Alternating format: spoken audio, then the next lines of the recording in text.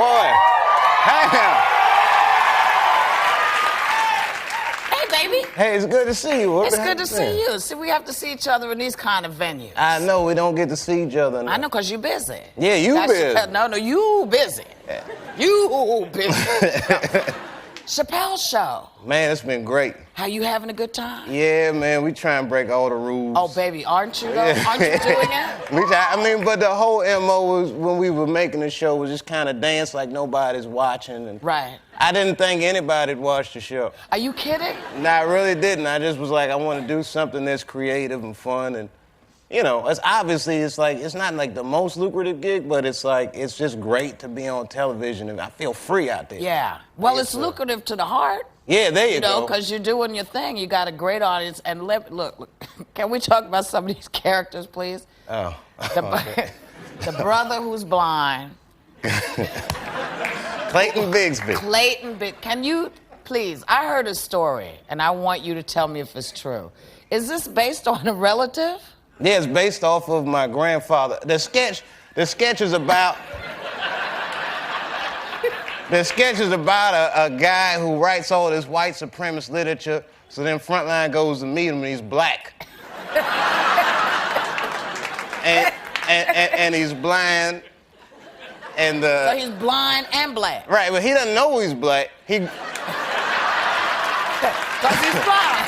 Right.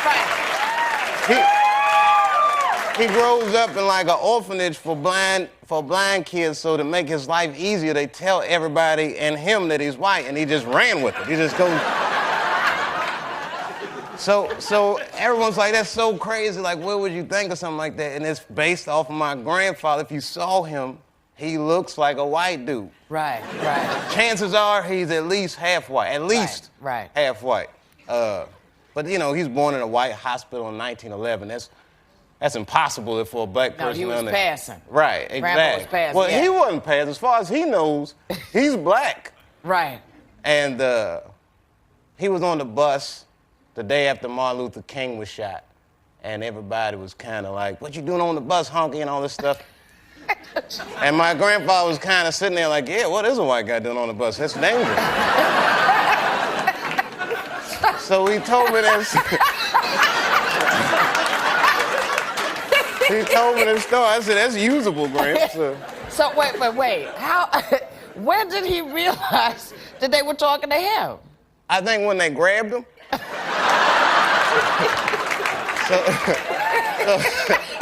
He had to convince them real fast that he was black. I don't know how he did it. Maybe he pulled his pants down. Ba-dum-bum. Oh.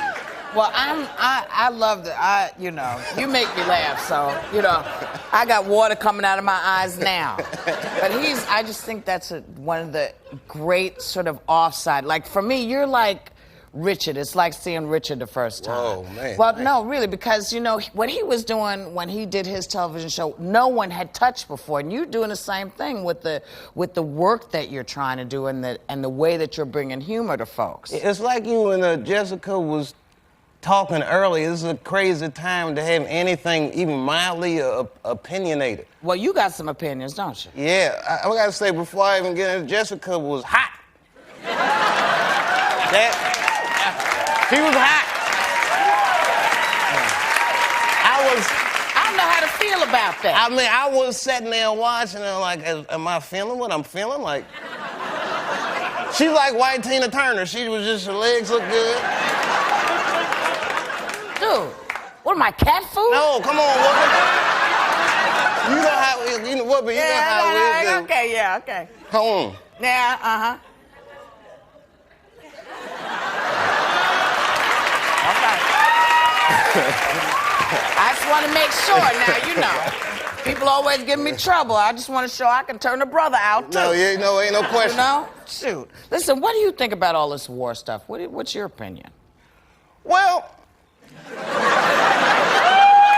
it's funny you ask. Yeah, ain't it though? It's hard to form an opinion because I just don't understand what's going on. Mm-hmm. Like what? I don't understand what's happening. I mean, on the one hand, I'm sure Saddam is dangerous. They say he's dangerous. But then you're like, well, how long is the war gonna take? Oh, we'll beat him in a week. Like, word? Like a week? So I don't know if he's like as dangerous. He got chicken pox bombs. I don't even know what that is. He's making bombs out of diseases I had. You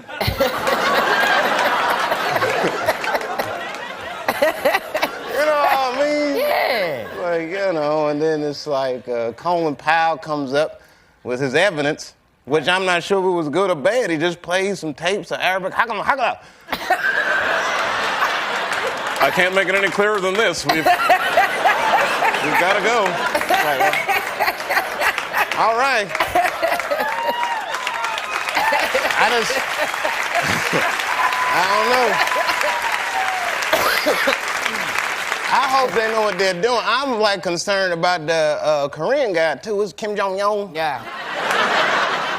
Kim Jong-un, this guy speaks in kung fu movie dialogue, like the way he... America is not the only one that can make preemptive strikes. Like, whoa, take it easy, man, take it. Okay. I mean, you know, it just scares me, but I'm hoping for the best. I hope they know what they're doing. Then there's that whole, there was a new, who was the guy they arrested? Which one? The new guy. Oh, the one they found in the... With the guy who looked like he from The Sopranos? Yeah. Yeah. You know what I mean? They looked like they got him off the set of The Sopranos. Yeah, that ain't real. They showed his terrorist headshot, and I was like, you sure that's the same dude? Yeah. Like, but You think they go to the photographer to get the headshots? I don't know where they're getting all these pictures from.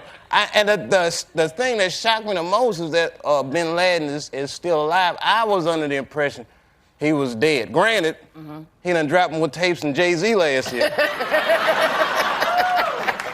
But I thought he was dead. Like, you know, they could have like some kind of rich little in Afghanistan, like Bernie does a good Bin Laden. Just have him do an impression and make the tape, you know. But it turns out that he's alive, and I've been watching all these tapes of Bin Laden. It's like, where do they get all these tapes from? Is it like a blockbuster in Kabul? Do they have like an Afghanistan's TRL? Like, coming in at number 3, Bin Laden shooting a machine gun on one knee.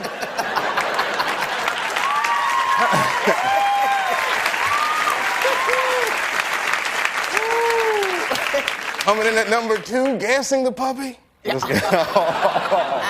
I know it was a bad tape. I'm just... So are you, along with doing your show, are you out on the road? Are you doing live performance? I stay on the road. I'll be in Chicago soon, and somewhere else I'm going. I'll be on the road till like May. But I'm like... But you're not sure where? Nah, you know, Chicago soon isn't... I know. I want to give people a little more information. I mean, people in Chicago, just check your local comedy listings. I'll be the black one with the camera. And I don't know what else. I don't know where I'm just gonna get on the tour bus and just roll, man. I got plenty of jokes. I make jokes fresh daily.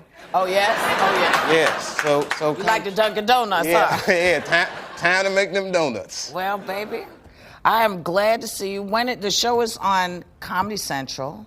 What days? Oh, Wednesday at 10:30. Yeah, got to push that. Wednesday. Look at the people and tell them. Everybody.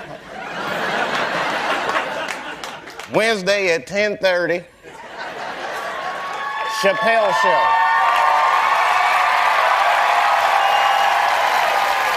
We'll be right back with Andy Vestola.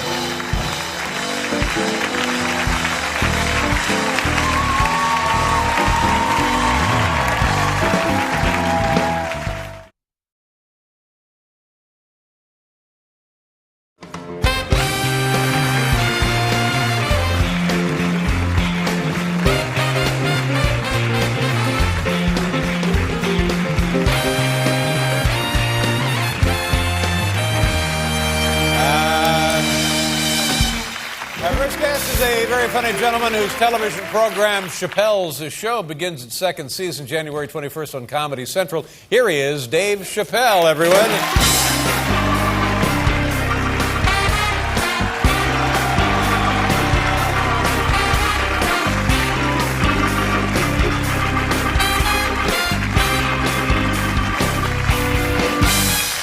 the big program. I understand you flew in today from someplace that wasn't quite this cold. Where were you earlier today? I was in Puerto Rico. Wow. Nice going. No offense, everybody. It was fantastic, Dave. What were you doing in Puerto Rico? Vacation, I guess, huh? No, it was a corporate retreat for the good people at Viacom. Really? Yeah. And what was that good, or I don't know? It was great. Yeah? Yeah, I was nervous, because I've never been to anything so corporate before, but they know how to have a good time. Right. And I was surprised how diverse the Viacom corporate hierarchy is. Mm-hmm. I mean, I met all 4 of the black people. Nice.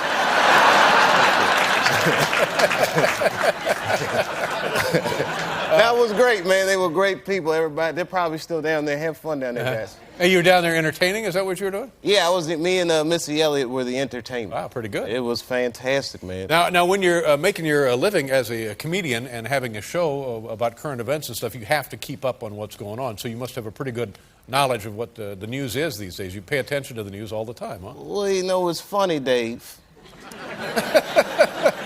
In Puerto Rico, right, I started seeing, I was meeting a lot of people from overseas. Yeah. And these people, they're very edgy. They don't like Americans so much anymore, I'm starting to feel. They wouldn't say they don't like Americans, but they'll say things that would just mean statistically Americans are the fattest people in the world. And then first of all, they're talking to me, so it sounds crazy. That's right. And second of all, I said, we supposed to be fat. We're rich. That's how we roll. Yeah. It's like, if you notice, when we bombed Afghanistan, we dropped food on them first, just so they know the fat people are coming, man. Don't mess with us. We got food to drop. How we roll. Yeah, that's the way that worked, I guess. Yeah, and then I went on this is weird, I went on a vacation with a white friend of mine, Chip, and we went to Africa. Mm-hmm. Now, here's the irony of that. My white friend loved Africa. I had a terrible time. Is that right? Yeah, but my whole thing was it was just too much crime and poverty and disease. I could go home to D.C. if I want to see that. But Chip was just stepping over people. Excuse me, you with the sores on you. I'm trying to find my resort. And then he'd go up to dudes pardon me, you with your ribs poking out. Do you know which way Wendy's is? I'm starving. I'm completely famished. Not,